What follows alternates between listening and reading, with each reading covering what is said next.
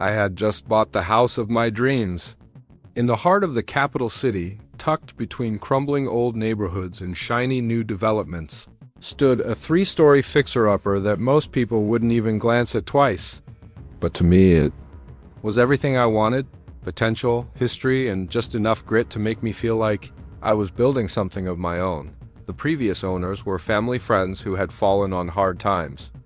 They needed cash fast, and I was there at the right moment with the right amount. They hadn't lived here for 3 years, which meant the place had an abandoned, ghost-like presence in the neighborhood. To the locals, this wasn't a home anymore. It was just empty space. When I first walked in, the main door was hanging on a single padlock. No gate, no security, no sense of ownership. Just a skeleton of a home waiting to be filled again. I moved in with my 3 dogs. Big dogs, the kind that make strangers think twice before stepping onto your property. I thought that would be enough to establish boundaries. But on day 1, I learned the neighborhood had other plans. As I rolled up with my boxes, I found a random motorbike parked inside my garage. Not in front of the house, inside, like it belonged there. I dragged it out, shoved it onto the road, and thought nothing more of it until 15 minutes later, there was furious knocking at my gate. I didn't bother answering. From the window, I watched as some angry guy stood there pounding, red in the face, until finally giving up and wheeling his bike away. That was my welcome gift from the neighborhood.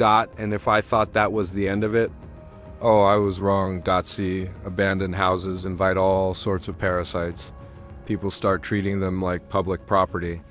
The garage becomes free parking. The garden becomes a shortcut. The walls become free space for posters. And apparently, in this case, the water supply becomes a neighborhood utility. I didn't know it then, but my new home had been silently bleeding for years. It started one evening in the shower. I turned on the water, expecting the usual rush, but instead got a weak, pitiful trickle. At first, I thought maybe the city supply was low, but then I heard something strange, the deep mechanical thrum of a water pump kicking in, not mine.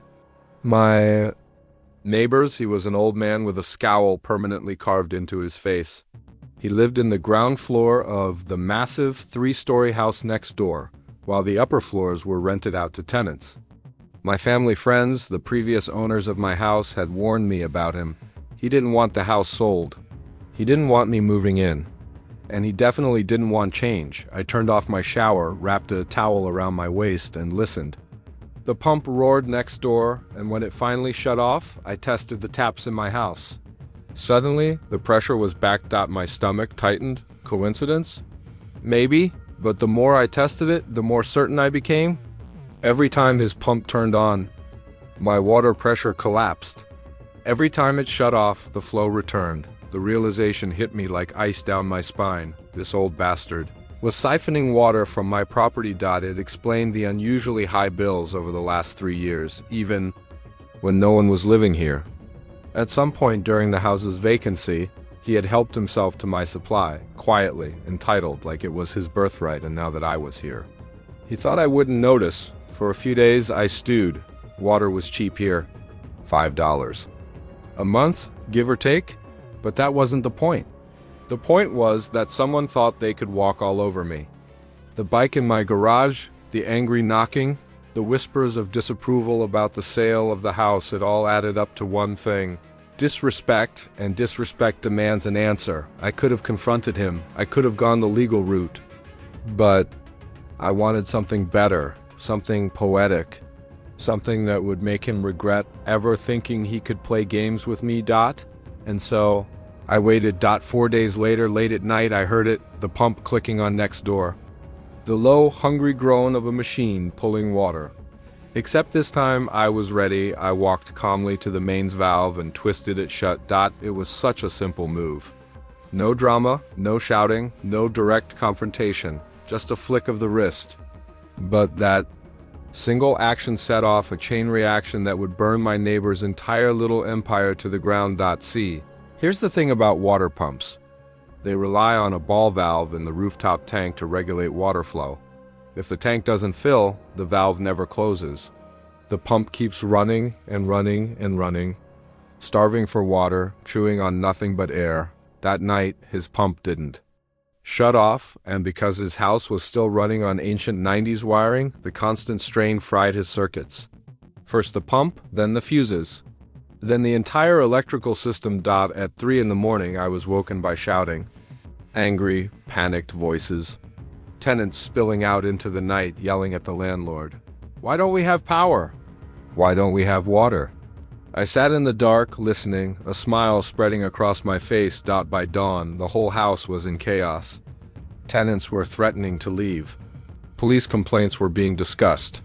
In my country, cutting essential services like water and power is a lawsuit waiting to happen. And the landlord, the old man who thought he could bully me, was legally responsible. By the end of the week, both his tenants had moved out.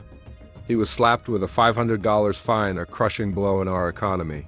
He had to refund deposits.